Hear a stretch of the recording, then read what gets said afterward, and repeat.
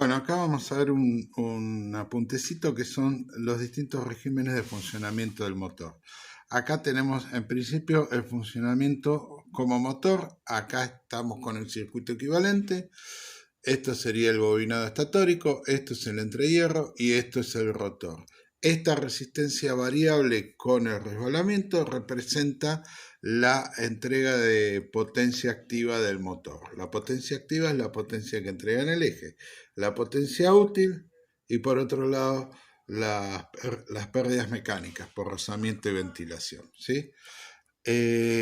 Acá tenemos un desplegado con estator, rotor y indica acá dónde están cada una de las pérdidas y las ecuaciones son más o menos las que ya vimos, así que no vamos a abundar mucho en eso. Esta M1 que la van a ver en varios lugares se refiere al número de fases, ¿sí?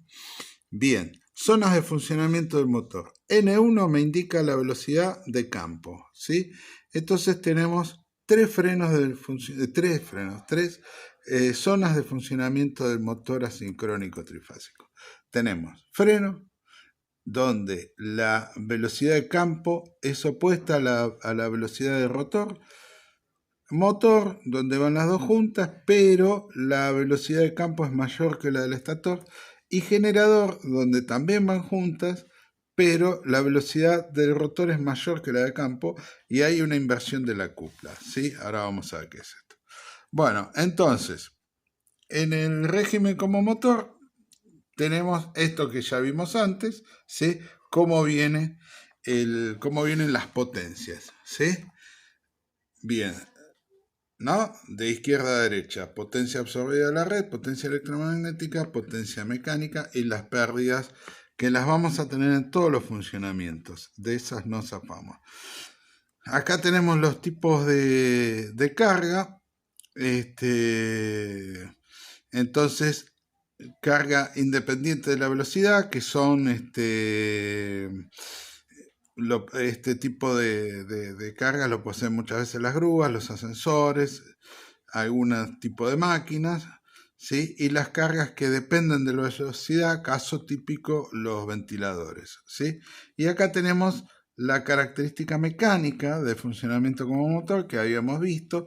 No sé si habíamos aclarado que esta zona de trabajo, toda esta zona es la de arranque, es inestable, o sea que si la cupla resistente supera la cupla motora, el motor se va a detener, ¿sí?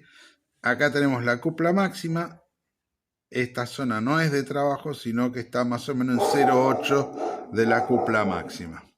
Bien, otro régimen es el régimen como generador. Entonces, ahora sí tenemos que la potencia mecánica se nos hace negativa, ¿sí? Se invierte el flujo de potencia. Fíjense que las pérdidas siguen igual. Se invierte el flujo de potencia. Tenemos que entregar potencia al rotor y entonces ahí se genera el campo electromagnético. Entregamos potencia activa a la red.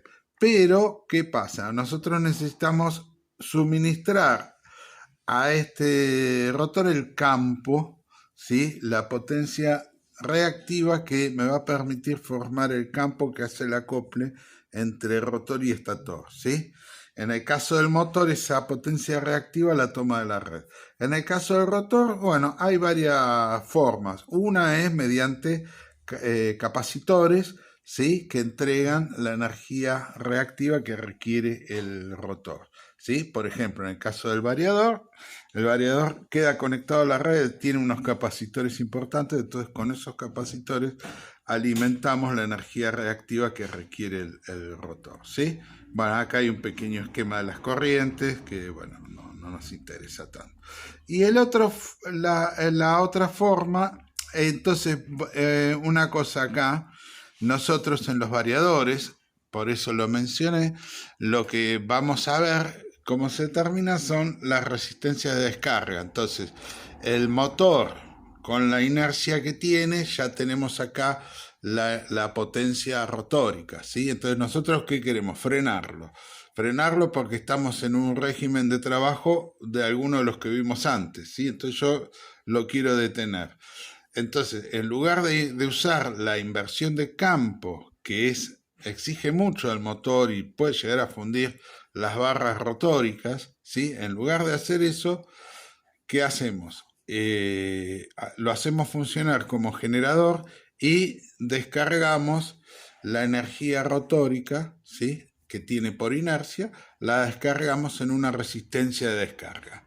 Eso ya lo vamos a ver en las próximas clases, ¿sí? Bien, y entonces el régimen como freno es lo que decíamos recién. Yo invierto el sentido del campo, o sea, permuto dos fases y entonces el campo empieza a girar en sentido contrario al que viene girando el rotor.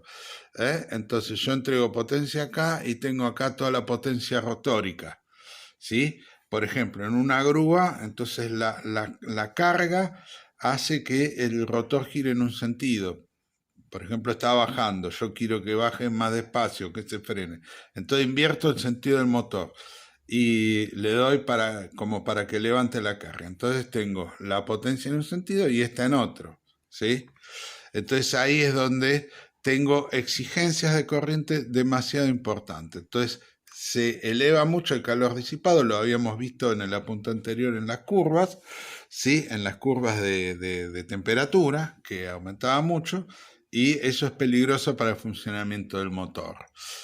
Entonces, acá, bueno, lo que aclara es que no se puede hacer seguido ese tipo de trabajo y a la vez habla de la opción por disipación de energía a través de una resistencia que es el punto anterior, ¿sí? Bueno, listo.